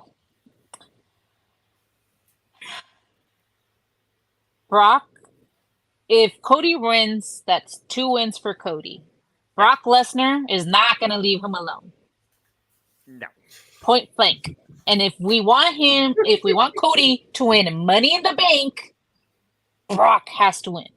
To leave him alone so that Cody at least has a standing of a chance to win Money in the Bank. And I feel like WWE went the wrong way with this match too. Like you said, like Brock Lesnar just like turned heel and they pushed him with Cody. I think he should have been the one against Gunther. That would have been an epic match at Night of Champions. And Brock lose there to Gunther to make Gunther look even stronger than he is. I don't know why they couldn't do that. Maybe because Brock Lesnar didn't want to work with Gunther. I don't know, but they missed that opportunity because they had that standoff in Royal Rumble, and they didn't do it. And for me, it's just like it only makes sense. And I know that you have to settle a because Cody won one. If Brock wins this one, you have to have a third one. Who's to say you have to have a third one? Maybe Brock Lesnar's gonna be happy, like, okay, like I won, like I'm gonna leave him alone. Cody's gonna be like, well, like I'm gonna go for the like he won. I don't know. I just feel like Brock has to win, because if Brock loses again, he's not gonna leave Cody alone. He's gonna cost Cody the Money in the Bank, and that's something that we don't want, because we want him to finish the story. That so, once for all will stop JJ in his tracks. Game over. Yes, exactly. And I feel like the only way that Cody can do that is if he loses here, because then why would Brock attack him in Money in the Bank? It wouldn't make any sense. It wouldn't make any sense. Just don't put Brock in the Money in the Bank tournament if they're going to have a tournament, which most likely they will, to see who qualifies for the Money in the Bank.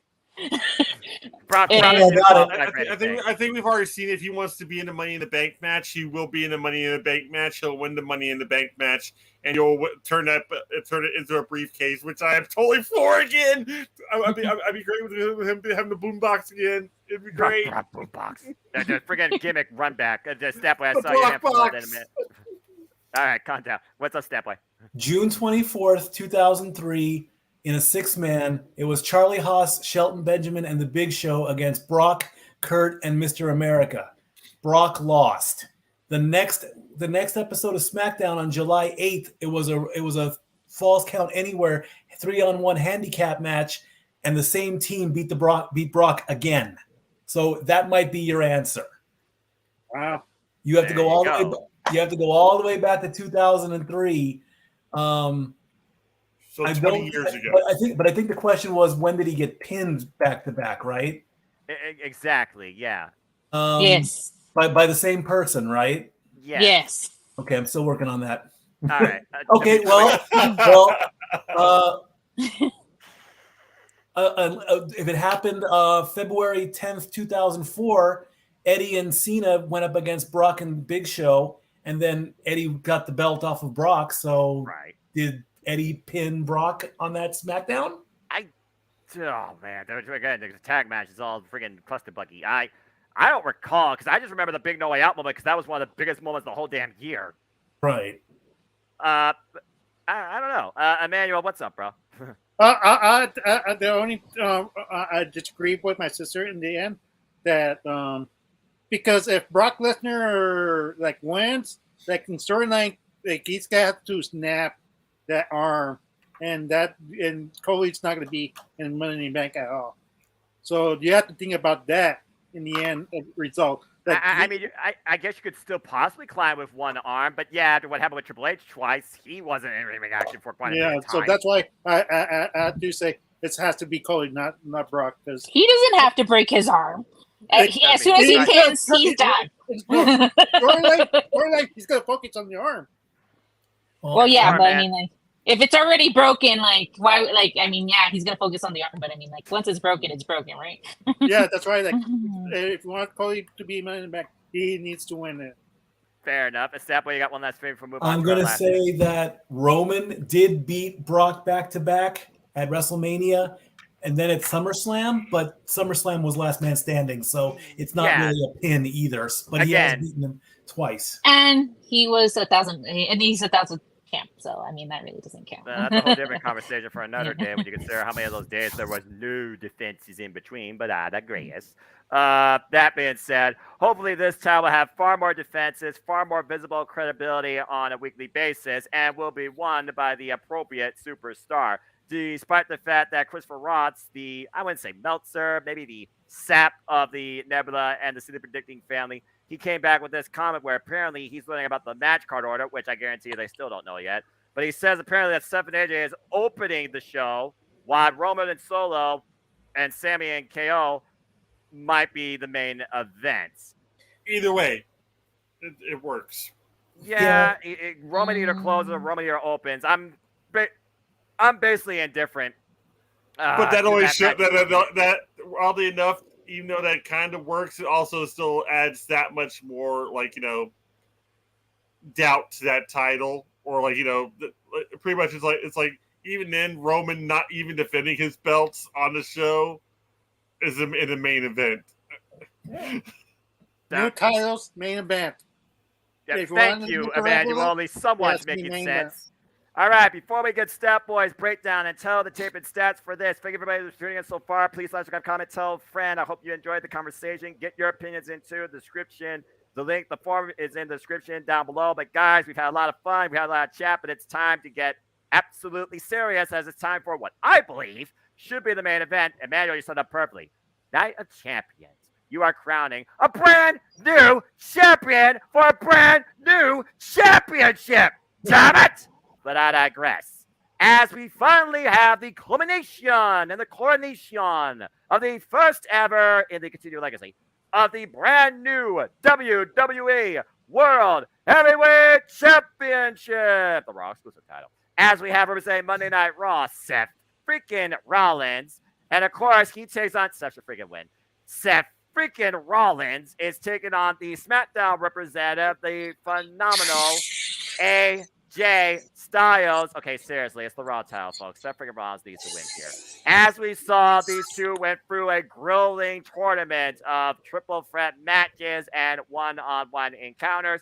We saw Seth freaking Rollins overcome the likes of Finn Balor in the semifinals. Okay, seriously, folks. Seth freaking Rollins has made history each time. He's been the first of many things. Let's just call it what it is. Okay, here. And AJ Styles, of course, he outlasted the almighty Bobby Lashley, of course, to become the finalist on the SmackDown side of things. Okay, seriously, if you don't have the Raw person here, then why do you have to draft in the first place? Just draft the LC back to Monday Night Raw, brand split LOL, Superstar Shakeup. Who really gives a fuck? And of course, as I say this, Seth freaking Rollins is the guy that was the first ever NXT champion. Technically, it was the first ever WWE Universal heavyweight, or should have been, at that SummerSlam where Finn Balor had to relinquish it the following day due to broken arm. Hey, of all things. He's always been Triple H's guy. He's always been the architect. He's always been the history maker. He's the guy that did the casual of the century at WrestleMania 31 for the freaking WWE World Heavyweight Championship. He is the constant. He is the weekly standard. He is the maniacal Monday Night Messiah. He is Seth freaking Rollins. And he's taking on AJ Styles, which is basically a rematch from Money in the Bank 2019, where Seth freaking Rollins is not coming in as champion, but as contender to a champion. Stat Boy, they say it's the Raw exclusive title, but they have a SmackDown representative going after it in the form of AJ Styles. What's your take? What's your breakdown? Who leaves here with this title? And do we truly have a Raw exclusive champion? I would say yes. The belt is going to stay Raw exclusive, but they should not have announced that at the draft. They just should have said we're going to have a secondary title, because all signs point to Seth, because AJ is a SmackDown guy. What was the point of drafting AJ to SmackDown if you're going to put him in a title match? Don't get me wrong. Seth and AJ have had a great little feud going on here. They fought each other 10 times. AJ has not ever pinned Seth. This would be the perfect opportunity for that stat to be broken. Seth has pinned AJ 3 times. At Survivor Series 2016, when all this went back, AJ got the first win, but Seth pinned AJ. Seth eliminated him. Seth then went on a 4-match win streak. Money in the Bank 2019 and 3 Monday Night Raws in July, August, and September of 2019. Seth won.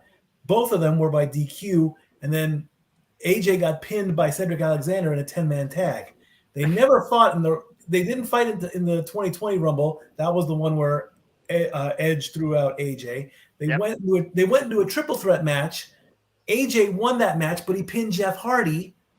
We go to Survivor Series 2020. AJ wins. Seth was pinned by Sheamus. AJ survived. Royal Rumble 21, they were probably in the match at the same time. 22, they were both in the Elimination Chamber. Brock took them both out. AJ won in just recently in March of 22. Unfortunately, Seth was disqualified, and Seth has the last laugh in the last match, June of 22, at Money in the Bank. AJ needs to break this I've never pinned Seth part. If that part comes up, AJ might have a chance. If the commentators say AJ has never pinned Seth, that's your light bulb. Let's break that one. AJ is so deserving of so much more. He should have won the Rumble if Cody wasn't going to be in the Rumble. I said that, and then he got injured. Yep. He needs a major title run. Unfortunately, we all know Roman's got the belt on lock. We wanted Cody to get the belt, but a lot of people in the IWC are like, Cody winning that is not what we're going for. I so want AJ to win this, but all signs are going to Seth. My pick is Seth. Well, there you have it. All right, let's go ahead and see what the rest of y'all figured. If someone is crazy enough to go with the guy on the other side, and I'm not talking about Judgment Day, I'm talking about the blue brand. And Stat Boy, to be fair, you are not alone, my friend, because we all know AJ Styles. He wants to end his career strong. We all know AJ Styles. He would be a phenomenal, unintended, champion. And enough commentary has not mentioned that statistic at all. And in fact, 8 of the actual 36 here picked AJ Styles to win this because no matter what, there has to be a winner. A new champion will be crowned. Period. So that being said, Emmanuel, do you have AJ Styles or Seth freaking Rollins taking the gold? I was reading something funny earlier today. I told my sister this, that I was in an MSN blog, and this tells you how much WWE battles AJ Styles. Apparently, according to AJ Styles, once he arrived in the Royal Rumble, Vince McMahon had no clue who he was. So he was Montgomery Burns, like, who the hell are you?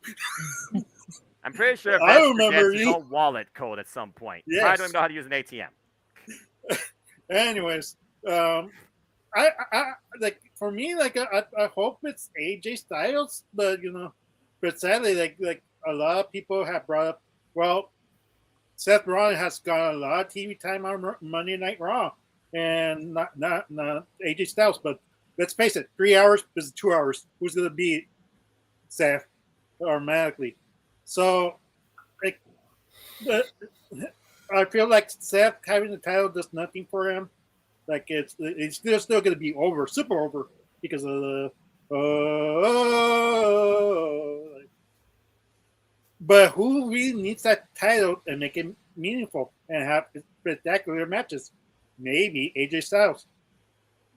All right. Bring the whole OC to Monday Night Raw, because maybe they become a heel faction. I don't know. I just feel like Seth doesn't really need it.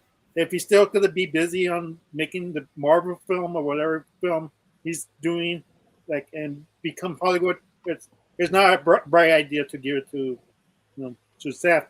Just give it to AJ Styles, the workhorse of TNA, the workhorse of 2018 and beyond, the workhorse of the OC and the Bullet Club, and it has to be AJ Styles. But I know I'm wrong.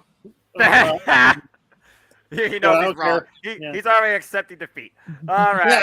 Yeah, I don't care, but I feel AJ Styles should win. I mean, I feel like Statboy and you are echoing the same sentiment. We want AJ to win, but if you literally are going to be Raw branded ... it has to be the Raw guy, right, Jerry? I mean, it has to be Seth, right? Right? I think they're trying to lift the curse of the Universal title, pretty much like how Finn had to relinquish it right at the beginning. If they're going to put the belt on somebody, it's going to be someone that's worked really hard for it naturally, but then also isn't really injury prone. And AJ just got off a pretty gnarly injury. Like it would suck for him to be in this match and for him to hurt himself, and then all of a sudden this belt is pretty much nullified or just pretty much has a stain on it, just like the last one did. So I like the idea of Seth Rollins winning the match. I like the idea of him being champion. that also harkens back to Becky Lynch beating Trish Stratus that same night. How awesome would it be to actually have that kind of celebration for them? Like she beats a legend, he wins a belt. I mean, the two of them really haven't had that strong of a year so far. Like most of Seth's stuff he's been doing is more comedy based and more just just him being flamboyant and weird. So it'd be nice for him to just be able to throw all that focus back into what got him into WWE in the first place, and that's just his sheer wrestling talent. So that I like the idea of like him being able to say it's like they're afraid like I was going to beat Roman, so much so they had to build another belt to put on me so I won't go after his.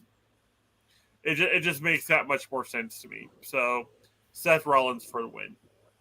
Yeah, I mean, Arlene, Seth freaking Rollins is one, if not one of the only people during Roman Reigns' reign, pun intended, that literally has a win over the Tribal Chief and never got a receipt from it. And it was via disqualification where Roman Reigns lost his temper. And of course, AJ Styles, he of course also faced Roman Reigns back in the early days, 2016, but has not been involved in the Tribal Chief saga at all either.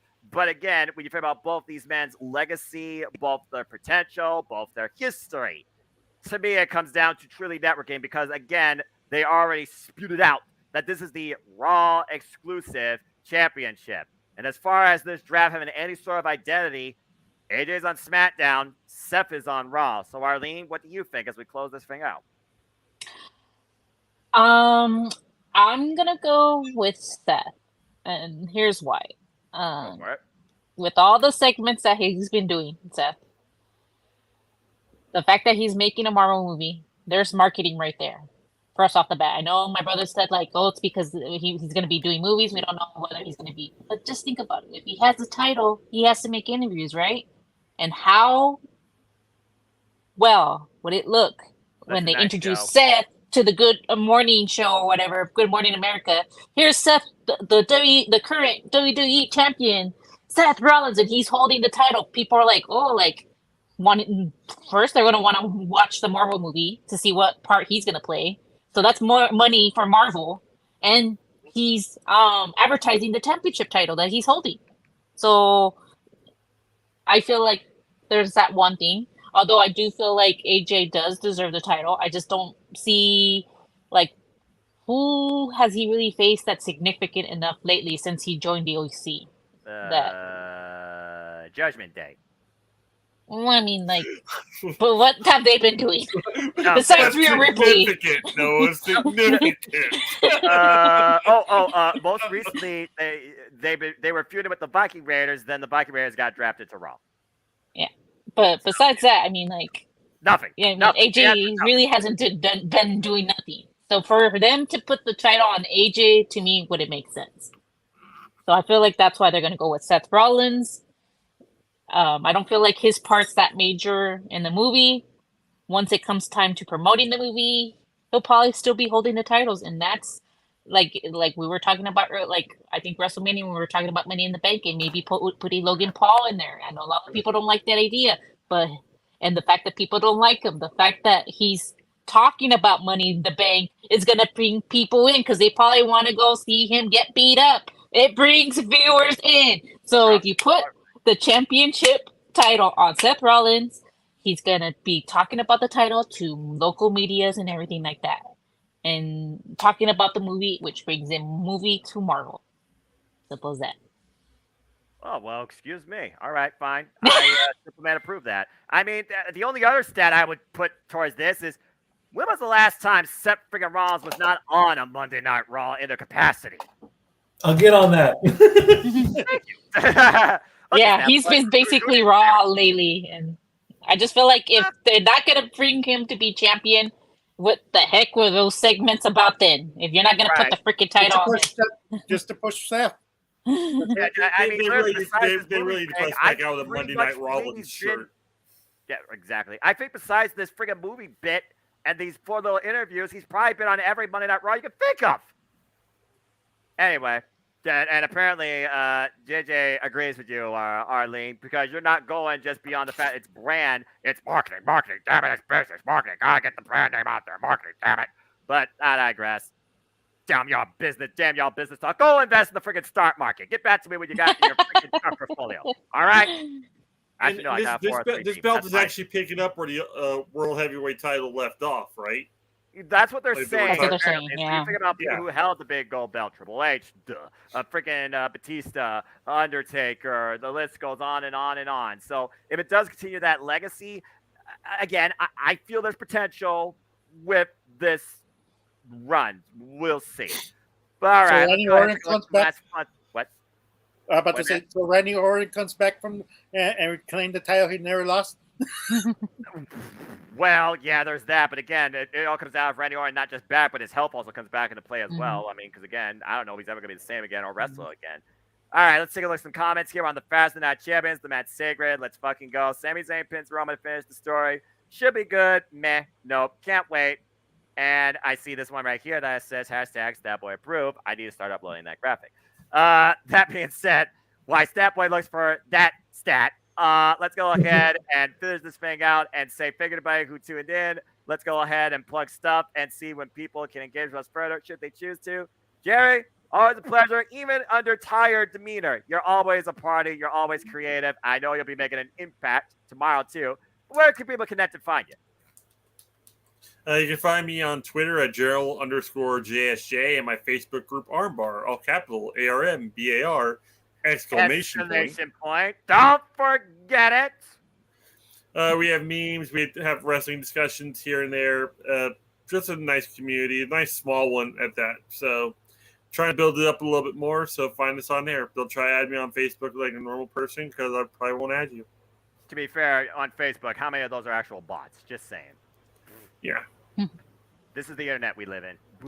That Pretty being much. said, Arlene, always a pleasure. I always enjoy your takes here, and definitely you both on here is definitely unique to see when you agree or disagree. Likely, but I digress. Anything you want to plug and promote, Arlene, and where can people connect with you? Nothing I'm trying to promote. You can find me on Facebook and Instagram on Arlene Dominguez on the Twitter, Arlene73244. And I think that's about it. I can't wait to see what happens in Night of Champions. Hopefully, we get some good matches, and yeah, that's really all I have to say about that. We'll get good matches. That's about guaranteed. It comes down to good storytelling Yeah. across the board. Yes. That's what we want in WWE. Good storytelling across the board, not just the tribal chief. Dadgummit, but I digress. Manuel, always a pleasure, man. Anything you got to plug, promote, where can people find you? Not really. Like just Instagram EDM7324. If you want to follow me, I'm Emmanuel Dominguez.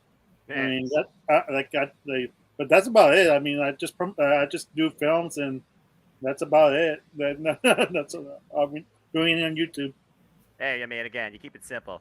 Stat Boy, again, man, thank you for all the stats, information, all the takes. I look forward to any other rants you have in and out of wrestling. I know, of course, you have the sports bar, Dory Lou. Anything you want to plug and promote any further than that, where can people find you? Follow me on Twitter at LBStatKid1977. In literally just a few minutes, Game 4 of the Western Conference Final between the Golden Knights and the Stars. The Golden Knights are up 3-0. They are looking to take out the Stars and sweep them out of the playoffs. I will be going live on my Twitter feed doing another watch-along rehearsal. It's not a full watch-along until I learn how to do backgrounds and everything like that. In getting in preparation for this guy over here to watch the Stanley Cup Finals. Are we still doing that, Noah? Do you still want to make that a thing? Hey, if we look, like I said, if we can make it work, I'm willing to take up the opportunity and see what it leads to. You know me. I'm always up for trying new things. Very good. So to get prep for that, it'll be live. It'll be me watching it. I've got the screen right here. I'll be doing live play-by-plays and my thoughts of what's going on in the game. I do know that Dallas Star center Jamie Benn has been suspended for 2 games, so he will not play. He had a nasty penalty the other day, and he is out. So if the Stars want him back, they got to win this one and get all the way. They have to do the one thing that is very rare, and that's coming back from a 3-0 deficit. It has happened 4 times. They're looking to be the 5th team. Well, Good. Hey, crazier things have happened. Do you believe in miracles? I mean, again, weirder things have happened, and greater triumphs have also happened in sports. That much I do know with all the conversations I hear at church. So again, That's right. that way. Good luck to anybody that you have, somebody in this fight with, and I hope that the presentation goes well. And I hope everybody enjoyed the presentation, the conversation, the engagement, the interaction tonight with these fine people. Thank you again to everybody that joined me for this City Predicting panel. I hope to see you all down the line for other panels because I look at all things wrestling. And it's always a joy to do these things too because it's all about you. And by all about you, I'm not just talking about the panelists, but I'm talking about the chat, the viewers, and the fellow fans too. But if people want to know more about me, know this, for I am just a simple man and a lifelong fan of professional wrestling. Damn it! Good grief, it's a running gag at this point. But I digress. Find me on the Twitter. You have a shtick. It's a good shtick. Thanks, I guess. But find me on the Instagram, Twitter, and YouTube, and Foster1916 for all things wrestling. Shout out, of course, to my entire ATW family on the Twitter and other social media platforms. We just did our latest ATW view last night. It'll be premiering on YouTube tomorrow, so stay tuned for that conversation. If you think Open Mic Night goes unscripted, unrestricted, and becomes out of control, you ain't seen nothing yet. But speaking of seeing other stuff across Castle Studios and WWE Media, my simple agenda is far from over. In mere seconds, I will bid you a fine adieu and head on over to No DQ as we talk about Double or Nothing. The City Predicting Bundle on my simple YouTube channel continues tomorrow with Under Siege. Expect the new normal Jerry Slaughter at least. Then we'll do a watch along there for that. We got watch alongs for Night Champions as well. And then the Double or Nothing panel is Saturday, 5 Eastern Standard Time. I'm putting together the 6-pack panelists now as we speak. And of course, there'll be a watch along for Double or Nothing. And following all this, somehow, me and JJ will not only give you an exclusive coverage of NXT Battlegrounds watch along, but simple takes on both Night Champions and Double or Nothing too. And that's just some of the wholesome stuff come up within literally the next 7 days too. But as always, I'd like to conclude, there are no winners, there are no losers, there are no betters. They're just fans with opinions for this passion we all share. So at the end of the day, folks, support one another and respect each other. Protect your mentality too. Treasure your families. Damn it! But I digress. And just enjoy life and enjoy professional wrestling. It's as simple as that. With that being said, thank you once again for tuning in to another edition of City Predicting. Please subscribe, comment, and tell a friend. Hit the bell as this video goes live on demand on any of these channels here across YouTube. Hit the subscribe button. Follow these fine people on all their platforms too. I assure you our passion, our content creativity, our engagements are not letting up anytime soon. For the Stat Boy, for Emmanuel, for Arlene, for Jerry, for anybody that's a fan of professional wrestling, I am the Simple Man of the Simple Brand. My name is Noah Foster. See you soon on No DQ. And until next time, make a positive impact always in life and have a good night. Thank you, everybody. Prayers to Noah's voice. Yeah. Again, it's always a pleasure. It's always about the fans. And that's all I wish to put across in the end. See you all soon for Night of Champions. Thank you for tuning in. See you at karaoke. And don't talk about karaoke and stupid idea. I'm back. Damn it. All right, we're done. Stupendous. Damn